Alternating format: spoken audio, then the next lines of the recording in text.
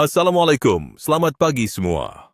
Kali ini kita akan melanjutkan materi yang kemarin, mengenai teks ceramah. Nah, hari ini fokus kita adalah membahas kaidah kebahasan dan bagaimana cara menginstruksi teks ceramah yang baik.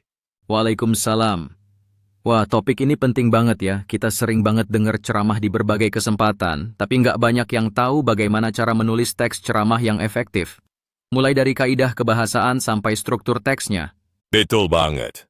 Nah, untuk kaidah kebahasaan dalam teks ceramah, ada beberapa hal yang harus diperhatikan. Misalnya, dalam ceramah kita sering banget pakai kata-kata yang bersifat formal dan sopan, kan?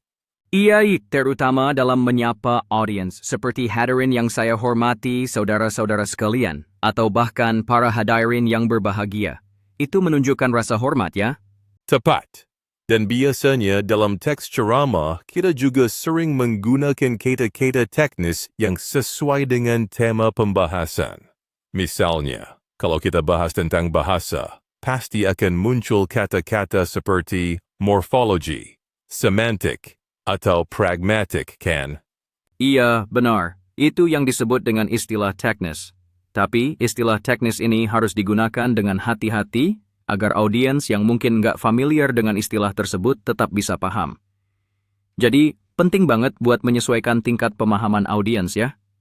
Setuju. Selain itu, dalam ceramah kita juga perlu menunjukkan hubungan antar ID dengan jelas. Misalnya, kata-kata penghubung seperti sehingga, oleh karena itu, atau dengan demikian membantu audiens mengikuti alur pemikiran kita.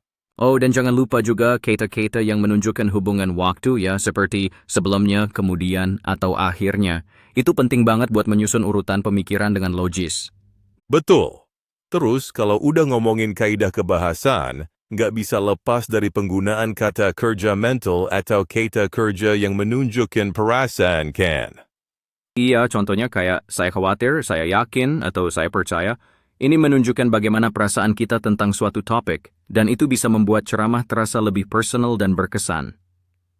Nah, yang nggak kalah penting, dalam ceramah juga sering dipakai kata-kata persuasif, seperti seharusnya, harus, atau perlu. Tujuannya untuk mempengaruhi audiens supaya mereka setuju dengan apa yang kita sampaikan. Oh iya, itu sering banget kita dengar di ceramah-ceramah tentang sosial atau agama. Misalnya, kita harus menjaga lingkungan, atau kita perlu lebih bijak menggunakan teknologi. Betul banget. Sekarang, kalau kita ngomongin cara menginstruksi teks ceramah, ada beberapa langkah penting. Pertama, tentu saja memilih topik yang relevan. Misalnya topik tentang pengalaman pribadi, masalah sosial, atau bahkan isu-isu terkini.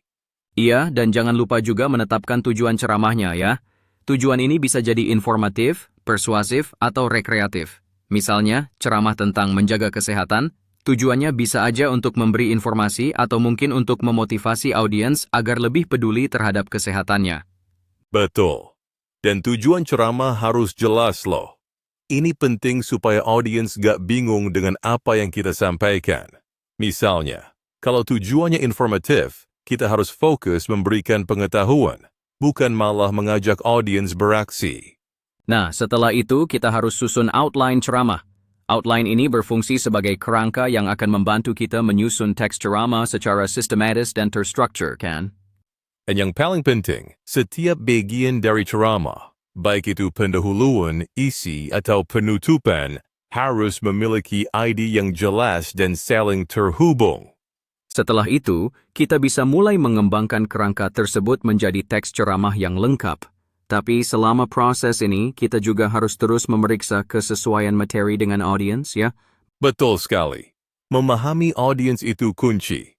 Kalau audiens kita anak muda, mungkin kita bisa pakai bahasa yang lebih ringan dan contoh yang dekat dengan kehidupan mereka. Tapi, kalau audiens kita orang dewasa, bisa jadi kita butuh pendekatan yang lebih formal.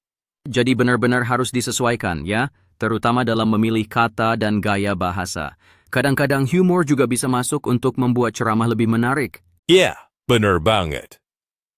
Humor bisa membantu menjaga perhatian audiens.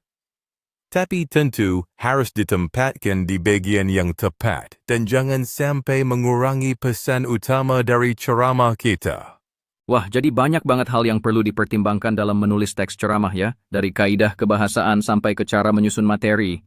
Iya, memang butuh persiapan yang matang. Tapi kalau sudah siap, ceramah akan lebih lancar dan bisa menyampaikan pesan dengan baik. Semoga pembahasan kali ini bermanfaat ya bagi teman-teman yang ingin lebih memahami cara menyusun teks ceramah yang baik dan benar. Semoga, terima kasih sudah mendengarkan podcast kita kali ini. Sampai jumpa di episode selanjutnya. Wassalamualaikum warahmatullahi wabarakatuh.